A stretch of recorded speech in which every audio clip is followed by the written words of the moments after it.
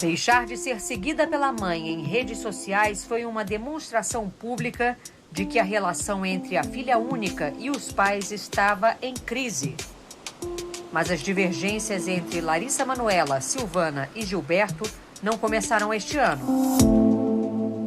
A partir do momento em que eu fiz 18 anos e que eu entendi que era o mínimo saber um pouco do meu negócio, do que eu estava provendo durante todos esses anos, né? Larissa Manoela! 22 anos de idade, 18 de carreira e um currículo que impressiona. 5 novelas, 5 musicais, 11 filmes. Larissa também canta, gravou 3 álbuns. Somando suas redes sociais, são mais de 80 milhões de seguidores. E as marcas surfam nessa popularidade. Atualmente, ela tem contrato como embaixadora de 6 grifes nacionais e internacionais. No auge do sucesso, feliz com o noivo, o também ator André Luiz Frambach.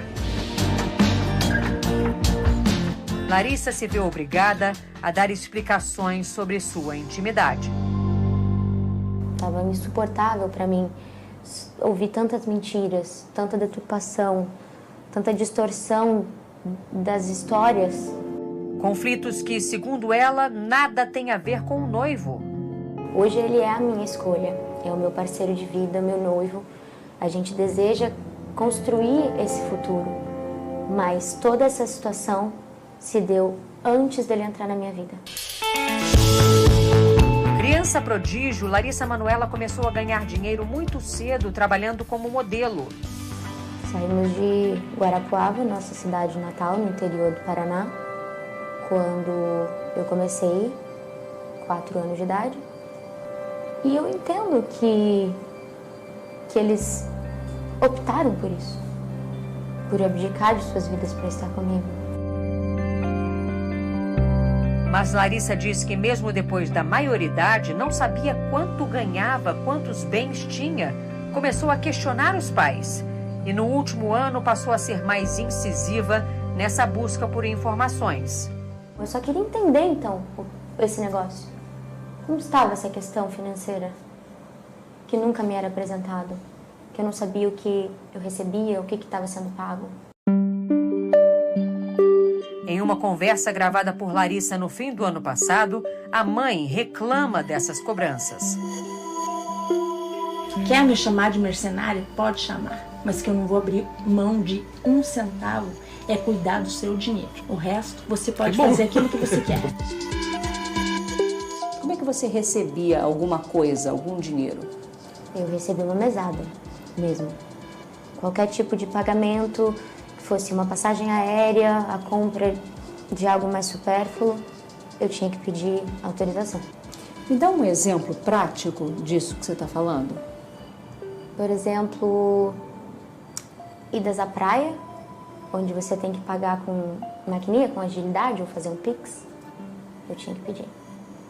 Pedir dinheiro aos seus pais para, por exemplo, comprar uma tomar um refrigerante, uma água de coco na praia. Sim. A gente está falando de R$10? Sim. Larissa apresentou ao Fantástico uma troca de mensagens com a mãe em outubro do ano passado, pouco depois do fim da novela das 6, Além da Ilusão, em que tinha sido protagonista. A atriz pede R$10 para pagar um milho na praia. Silvana responde dizendo que não há saldo na conta da filha e manda os R$10 para o Pix do vendedor. Um mês depois, Larissa pede dinheiro ao pai neste áudio. Aí, pai, você consegue fazer uma transferência para minha conta para eu pagar um milho, um sorvete, um mate aqui na praia, por favor? Era muito difícil eu entender. E eu me sentia incapaz. Será que eu realmente sou essa pessoa? Larissa Manoela buscou então um escritório de advocacia e pediu ao contador os contratos sociais das 3 empresas das quais era sócia. A primeira, da Lari, aberta pelos pais quando ela tinha 13 anos em outubro de 2014, para gerir a carreira da filha, todos os contratos, os pagamentos. A empresa também concentra a maior parte do patrimônio adquirido ao longo da vida profissional da atriz. Nesta outra gravação, feita por Larissa no fim do ano passado, o pai e a mãe afirmam que os três tinham cotas iguais, de 33% nesta empresa. É tudo holding, minha filha. E a holding, ela é igual a da Lari, 33, 33, 33? Sim. É. Entendi. E quando eu descobri que essa porcentagem, ela não estava no papel, assim como me era alegado em conversas. Qual era? 2%. Que você tinha. E eles 98. Exato. A segunda empresa só foi aberta em junho de 2020, quando ela tinha 19 anos. Desta vez, a empresa pertencia só a Larissa, mas uma cláusula dizia que os pais tinham plenos poderes para tomar decisões sem prévia autorização da filha. Eu era a única sócia, mas eles eram 100% administradores dessa empresa. Então, por isso que eu era só comunicada. Eles podiam decidir, assinar e se comprometer por mim. E a terceira empresa é uma holding dividida em 3 partes iguais, criada em maio do ano passado para reunir todo o patrimônio que estava na primeira empresa, o que nunca aconteceu, segundo Larissa. Os únicos imóveis da holding seriam uma mansão e um terreno adjacente na Barra da Tijuca, Rio de Janeiro. Os 2 bens teriam sido adquiridos em junho do ano passado com o dinheiro da venda de um dos imóveis que os pais tinham no exterior. Eu cheguei a ser comunicada das transações que eles fizeram, porque o valor era alto. Então, quando tudo isso veio à mídia e à tona, foi por conta de uma primeira casa lá nos Estados Unidos que foi vendida para poder pagar essa do Rio de Janeiro. A relação foi se fragilizando, como mostra mais uma gravação feita por Larissa no início do ano. Porque eu vou ser bem sincera pra você, Larissa. Eu nunca quis nada ter. Nada. Eu vou te falar uma coisa, Larissa. Pra você,